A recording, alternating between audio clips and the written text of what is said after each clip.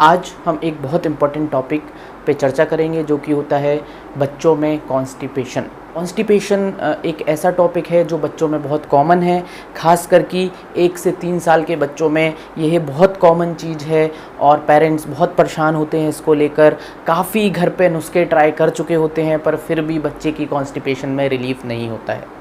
तो हम इसी पे बात करेंगे, पेरेंट्स के मन में कॉमन क्वेश्चन और इसका इलाज कैसे करें। हम सबसे पहले जानते हैं कि कॉन्स्टिपेशन होता क्या है। कॉन्स्टिपेशन मतलब आपका बच्चा हफ्ते में 2 या 3 बार ही पॉटी जा रहा है, काफ़ी हार्ड पॉटी जा रहा है, जिसमें आप देखेंगे तो पॉटी में क्रैक्स दिखेंगे, कभी कभी पैलेट्स शेप पॉटी भी जाएंगी। पैलेट्स मतलब जो बकरी की पॉटी रहती है, वो बहुत सीवियर ग्रेड ऑफ कॉन्स्टिपेशन है जब पैलेट्स टाइप पॉटी आने लगे। और अगर पॉटी में क्रैक्स आते हैं तो वह एक मॉडरेट ग्रेड ऑफ कॉन्स्टिपेशन में आता है।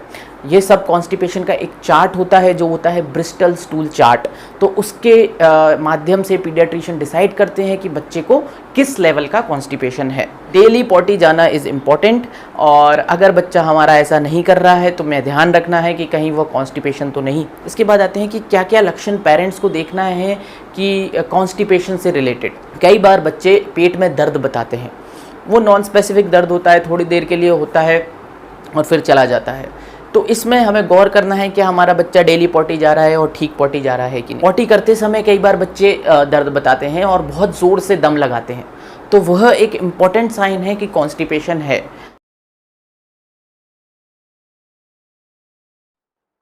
कई बार आपने ये भी देखा होगा कि आपका बच्चा साइड में दीवार के कॉर्नर में गेट के पास जाके या फर्नीचर के पीछे खड़ा हो गया है और बिल्कुल शांत है। तो यह एक बहुत कॉमन सिम्टम है बच्चों में कि कॉन्स्टिपेशन है। ये कभी कभी वो अपनी टांगों को क्रॉस भी कर लेंगे या फिर आगे को बेंड हो जाएंगे। तो ये सब होल्डिंग मैनूवर्स होती हैं।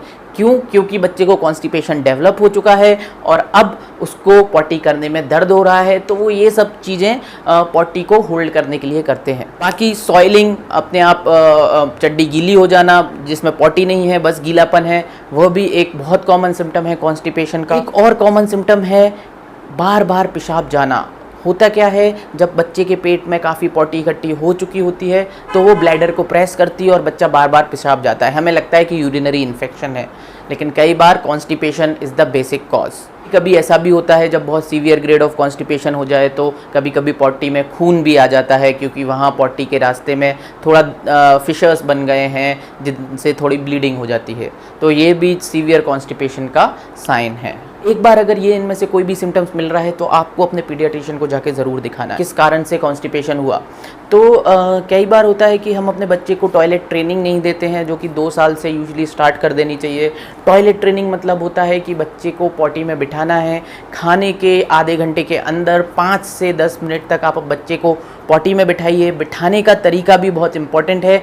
बेस्ट है कि इंडियन टॉयलेट्स में बैठें, लेकिन इंडियन टॉयलेट्स नहीं है तो वेस्टर्न टॉयलेट्स में भी आपको पैर के नीचे एक स्टूल रखें जिससे उसके लेग नीज थोड़ा पेट की तरफ बेंड हो जाएं, ऑलमोस्ट इंडियन स्टाइल बन जाए, वेस्टर्न स्टाइल। तो इस तरीके से आप वेस्टर्न टॉयलेट को इंडियन टॉयलेट टाइप में कन्वर्ट कर सकते हैं। फिर होता है कि डाइट, हम खाने में बच्चे पानी कम पी रहे हैं और फाइबर डाइट नहीं खा रहे हैं। आजकल फ्रूटीज और शुगरी ड्रिंक्स और पिज़्ज़ाज, बर्गर, ये सब बहुत कॉमन कॉज है कॉन्स्टिपेशन का। मैदा युक्त डाइट एक बहुत कॉमन कॉज है। कोई भी processed foods, chips, finger chips, these जो भी बाहर मिलते हैं, सारे कॉन्स्टिपेशन कॉज कर सकते हैं। बच्चे मोबाइल में बैठे रहेंगे, टीवी देखते रहेंगे, तो सेडेंट्री लाइफस्टाइल इसके ऊपर एड ऑन कर देती है, जिस कारण कॉन्स्टिपेशन बन जाता है। तो एक्टिविटी कराना है, at least 1 to 2 hours of activity कुछ आपके बच्चे करें तो कम चांस होंगे कॉन्स्टिपेशन का।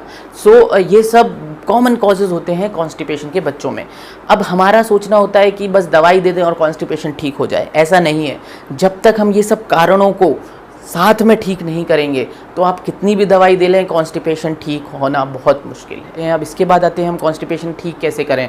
तो सबसे पहला स्टेप इसमें यही होता है कि जो हमारी डाइट में गड़बड़ी है वो उसको ठीक किया जाए। जैसे कि अगर बच्चा बहुत ज़्यादा दूध पीता है तो दूध कम करना पड़ेगा, दूध भी एक कॉमन कॉज है।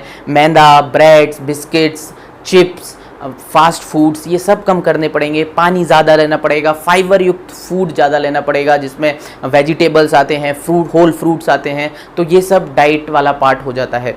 इसके बाद आता है कि वाटर इनटेक को बढ़ाना पड़ेगा ऑब्वियसली कॉन्स्टिपेशन को ठीक करने के लिए। फिर इसके बाद आता है टॉयलेट ट्रेनिंग, जो कि मैंने अभी बताया था कुछ समय पहले, तो वो आपको ध्यान से टॉयलेट ट्रेनिंग डेली बच्चे 2 बार पॉटी में बैठे और सही तरीके से बैठे और 5 से 10 मिनट तक बैठे खाने के 30 मिनट के अंदर।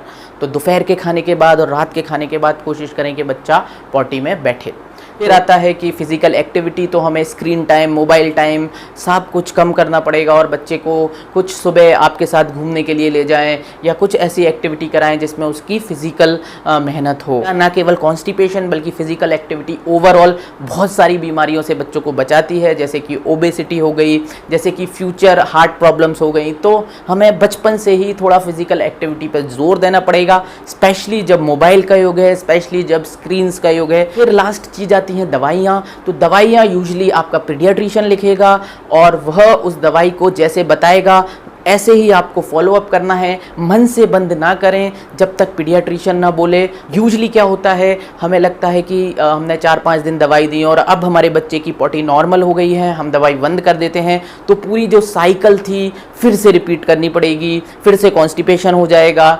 इसलिए कोशिश यही करें कि जब तक पीडियाट्रिशियन बोल रहा है उसकी सलाह के अनुसार ही दवाई लेते रहें, साथ में ये सब चीज़ें करें। और इससे मैं आशा करता हूँ कि काफ़ी पेरेंट्स इस परेशानी से बच जाएंगे।